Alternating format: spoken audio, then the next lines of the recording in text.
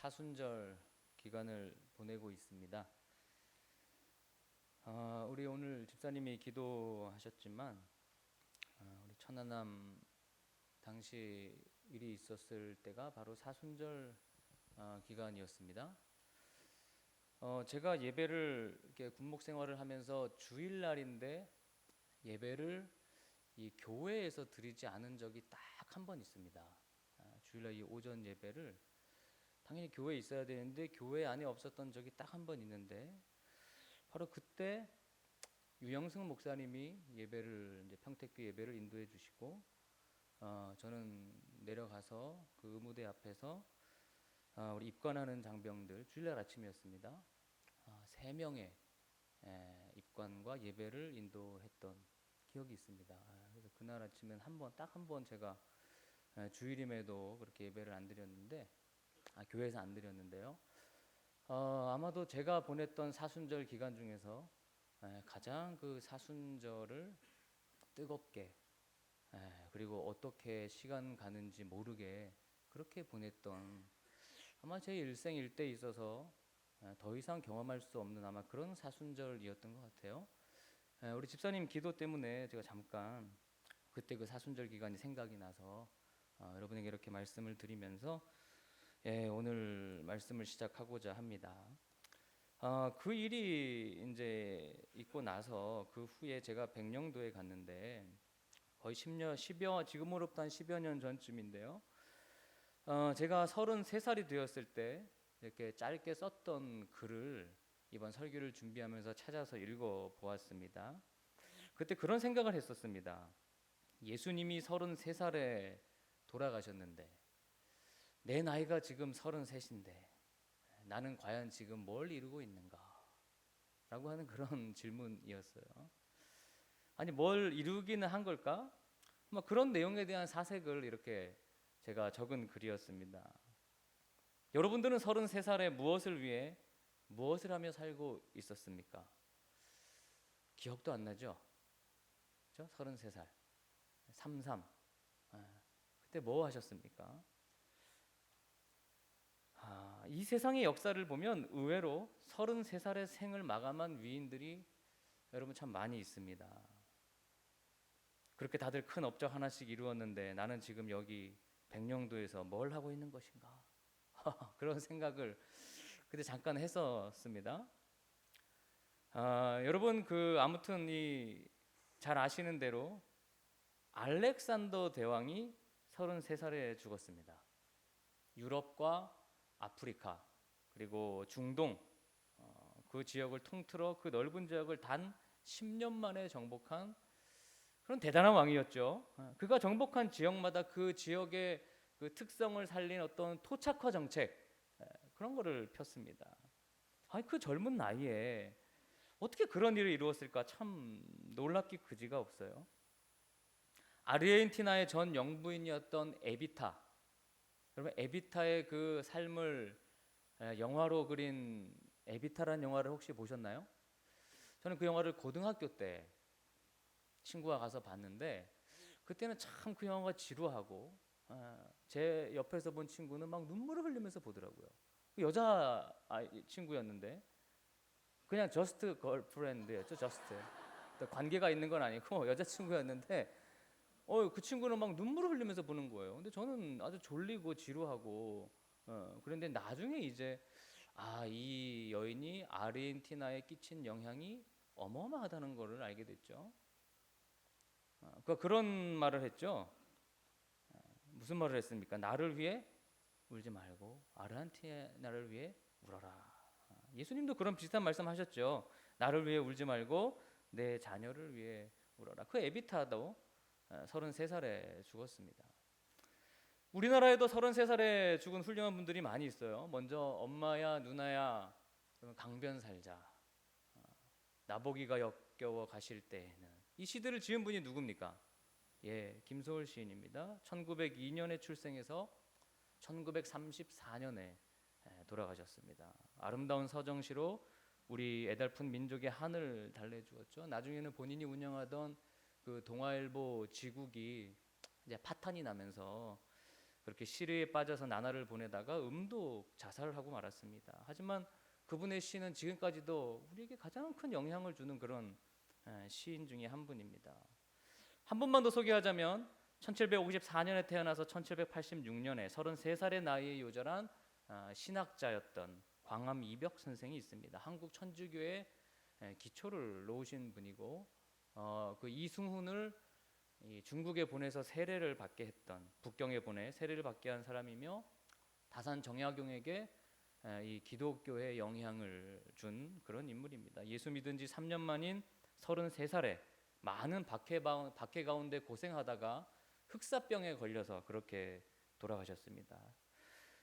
짧은 33년의 기간이지만 지금 언급한 이들은 참 많은 일을 이루었고 후대의 사람들에게 지금까지도 큰 영향을 주고 있는데 나는 지금 뭘 하고 있는가, 이런 글이었어요. 지금 제가 쓴 글이 한 요 정도의 글이 됩니다. 그들의 이야기와 또 나의 이야기를 기록한 글이었습니다. 여러분, 예수님도 33살에 십자가에 못 박혀 돌아가셨습니다.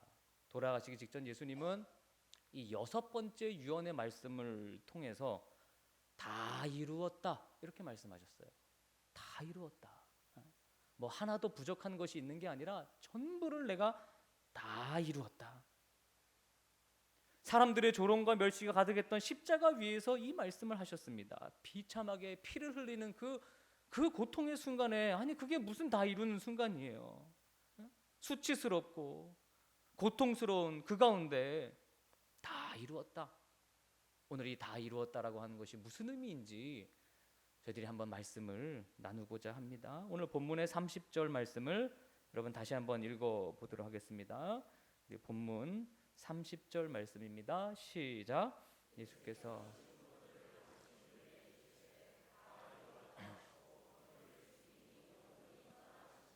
아멘. 우리가 이렇게 교회를 다니지만 다 이루신 예수님을 만나지 못하면 우리의 신앙생활은 어찌 보면 허상일 것입니다. 허상에 불과할 것입니다. 십자가에 돌아가신 예수님을 믿으면 된다, 그 교리는 알죠. 내가 그걸 믿고 살아가면 된다, 그것은 알죠. 그냥 그거 붙들고 만족하며 살아갑니다. 하지만 우리는 다 이루신 예수님을 만나야 되는데 단순히 그림 속에 피를 흘리는 그런 십자가의 예수님이 아니라 실제 나에게 피를 뚝뚝 흘리시는 바로 예수 그리스도, 그 예수님을 만나고 그 십자가를 만나고 또 진실로 그 십자가를 붙잡고 사는 삶, 그것이야말로 우리가 매일매일 살아야 할 진짜 신앙생활이라는 것입니다. 예수님은 다 이루셨고 이제 우리는 그 십자가를 붙들면 되는데 붙잡지 못하고 그냥 먼 발치에서 십자가를 쳐다만 보고 있는 거예요. 그냥 그렇게 쭉 가는 거예요. 아닙니다. 신앙생활의 중심이 바로 그 십자가여야 합니다. 왜요? 예수님이 십자가에서 모든 것을 다 이루셨기 때문입니다. 다 이루셨기 때문이에요. 우리는 우리의 모든 것 또한 십자가로부터 시작합니다. 십자가 없는 어떤 이데올로기 싸움, 십자가 없는 도덕주의, 십자가 없는 나의 개인적인 욕망, 이 모든 것들은 그저 나에게서 시작되는 것이에요. 그것이 나를 구원하고 예수님께로 가까이 가게 하는 데는 어떤 도움도 주지 못합니다. 오직 모든 것을 전부 다 이루신 예수님의 그 십자가만이 나를 온전한 그리스도인으로 이끌고 변화시킬 수 있는 것입니다. 여러분, 찬양이 있죠? 십자가 십자가 내가 처음 볼 때에 나의 마음의 큰 고통 사라져 오늘 믿고서 내 눈 밝았네 참 내 기쁨 영원하도다. 저 십자가를 바라볼 때 우리의 고통이 사라지고 우리의 눈이 밝아지며 우리 안에 기쁨이 충만해지는 그런 이유, 여러분 그런 것을 우리가 경험한다면 왜 십자가를 보면 눈물이 나고 기쁨이 충만해지고 고통이 사라지는 걸까? 바로 예수님이 십자가 위에서 모든 것을 다 이루셨기 때문입니다. 다 이루셨습니다. 십자가에 감격이 없는 신앙은 결코 신앙이라고 할 수 없습니다. 여러분, 믿음이 연약한 사람들이, 초신자들이 찾아와서 어떻게 신앙생활 하는 겁니까? 어떻게 주님을 만나는 겁니까? 이렇게 물은다면 우리는 십자가를 알려줘야 합니다. 여러분, 십자가가 혹여나 부끄럽습니까? 예수님이 다 이루신 십자가는 부끄러운 것이 아니라 우리의 유일한 소망이고 우리의 유일한 자랑거리입니다. 예수님은 십자가에서 다 이루셨다고 말씀하셨는데, 일단 우리 주님은 하나님의 말씀을 십자가에서 다 이루어 내셨습니다. 지난 시간에 우리가 말씀을 나눴죠. 내가 목마르다. 왜 그 말씀을 하셨느냐? 성경의 말씀을 응하게 하기 위해 그 말씀을 하셨다는 거예요. 오직 성경의 말씀대로 모든 것을 이루셨습니다. 여자의 후손이 될 것이라는 창세기 3장의 예언으로부터 내가 미움받고 멸시받으며 죽을 것이라고 하는 이사야의 예언까지 우리 예수님은 십자가에서 전부 다 이루어내셨습니다. 요한복음 5장 36절에 내게는 요한의 증거보다 더 큰 증거가 있으니 아버지께서 내게 주사 이루게 하신 역사니라. 요한복음 17장 4절에서는 아버지께서 내게 하라고 주신 일을 내가 이루어 아버지를 영화롭게 할 것이다. 그러니까 우리 예수님은 하나님이 말씀하신 것을 이루기 위해 십자가에서 돌아가신 것입니다. 아버지의 말씀만이 이루어지는 것을 생각했고 그렇게 사셨고 십자가에 돌아가셨습니다. 그리고 앞으로 하나님 말씀이 이루어지기 위해 이 땅에 우리에게 재림하실 것입니다. 왜? 하나님 말씀은 반드시 이루어지기 때문에요. 단 한 번도 틀린 적이 없기 때문입니다. 여러분, 그것을 믿으시고 다시 오실 예수님 바라보며 하루하루 사시기를 주님의 이름으로 축원합니다. 그 다음 예수님이 다 이루셨다고 하신 뜻은 모든 죄짐을 지고 완전히 속죄 제물이 되셨다고 하는 뜻입니다. 누가복음 19장 10절에 예수님은 잃어버린 자를 구원하기 위해 이 땅에 오셨다고 했습니다. 디모데전서 1장 15절은 예수님이 죄인을 구원하러 이 세상에 오셨다고 했고요. 요한일서 3장 5절은 우리 죄를 없이 하려고 이 땅에 나타나셨다고 했습니다. 여러분, 지지난주 말씀 생각나십니까? 죄의 심각성. 아버지 왜 나를 버리셨습니까? 엘리 엘리 라마 사박다니. 바로 그 문제를 완전히 우리 주님이 다 해결하신 거예요. 내가 다 이루었다. 죄사함의 문제를 해결했다. 그럼 구약 성경은 죄를 해결하기 위해 참 많이도 동물을 잡았어요. 그 이야기가 거의 구약의 전체의 흐름이라고 해도 여러분 과언이 아닙니다. 여러분, 동물 잡는 거 보신 적 있으십니까? 동물 잡는 거. 뭐 요즘처럼 이렇게 아주 좋은 방법 그렇게 잡는 거 말고 아주 오리지널로 돼지를 잡을 때 나는 소리가 어떤 소리입니까? 돼지 멱다는 소리. 그게 나는 거예요. 그 소리가 얼마나 여러분 막 그게 부르짖는지 아세요?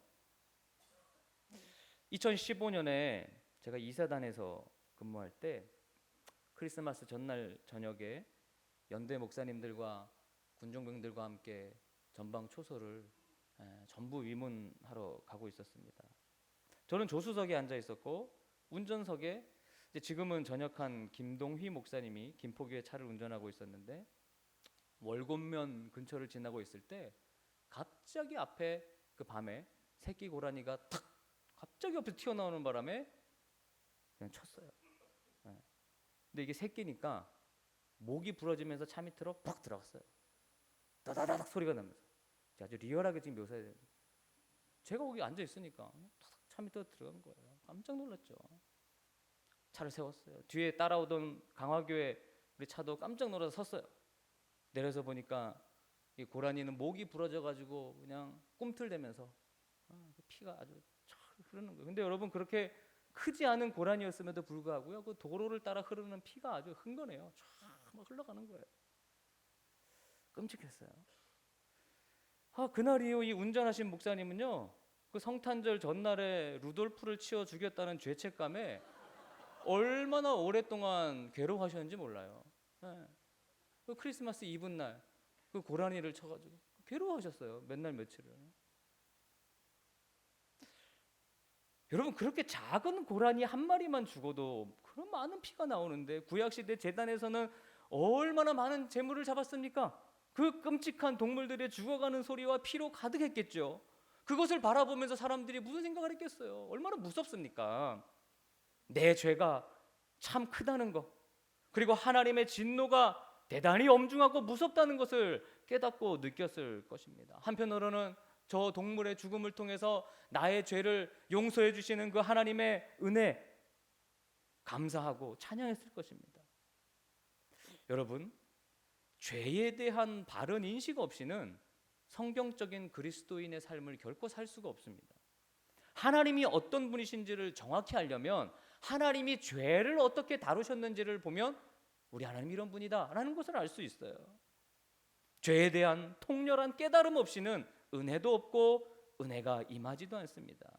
우리로 하여금 성도답게 살지 못하게 하는 것은 세상도 아니고 나도 아니고 바로 내 안에 있는 죄입니다. 그 죄의 권세예요. 십자가의 감격, 십자가의 은혜, 그 십자가의 기쁨 속에 살지 못하게 하는 것도 바로 내 안에 있는 죄입니다. 죄가 우리로 하여금 자꾸 영적으로 무감각하게, 영적으로 메말라가게 만드는 거예요. 십자가 보고도 아무 생각이 없게 만들어버리는 거예요. 다 이룬 십자가, 그거 보고 느끼면 안 되잖아요. 죄는 그러니까 못하게 하는 거예요. 매일 동물을 잡습니다. 그러나 매주 예배를 드립니다. 하지만 점점 이것이 형식적인 의식으로 변질되는 거예요. 처음에야 그 고라니 피고 어떻게 두 번째 보면 어떻게, 세 번째 보면 어떻게, 네 번째 보면 야 가자 그냥, 다섯 번째 보면 저거 잡아먹자. 그렇게 되는 거예요. 점점 무감각해지는 거예요. 내 죄에 대해서. 이것을 보다 못한 하나님께서 예수님을 십자가 위에 단번에 제물로 삼으심으로 우리의 죄를 대속하기 위한 역사를 이루신 것입니다. 예수님은 그것을 다 이루셨다고 말씀하시는 것, 여러분 이것이 바로 우리에게 감격이고 기쁨이 되는 것입니다. 이제 우리는 내가 뭐를 더 해야 할 것이 없어요. 동물을 잡아올 필요도 없어요.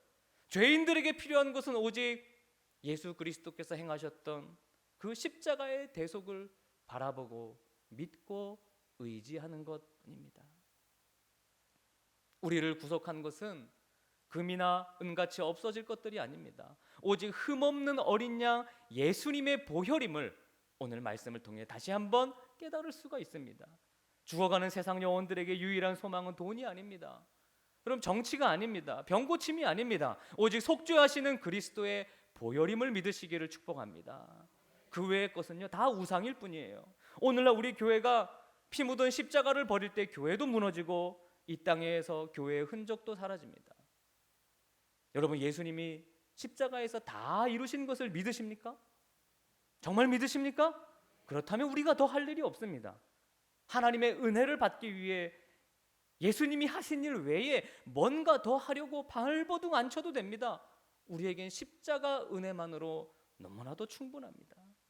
그리스도가 십자가를 지신 것으로 하나님은 만족하시는데 왜 여러분은 만족하지 못하십니까? 뭐를 더 자꾸 원하십니까? 뭐를 더 해야 우리가 은혜를 받겠습니까?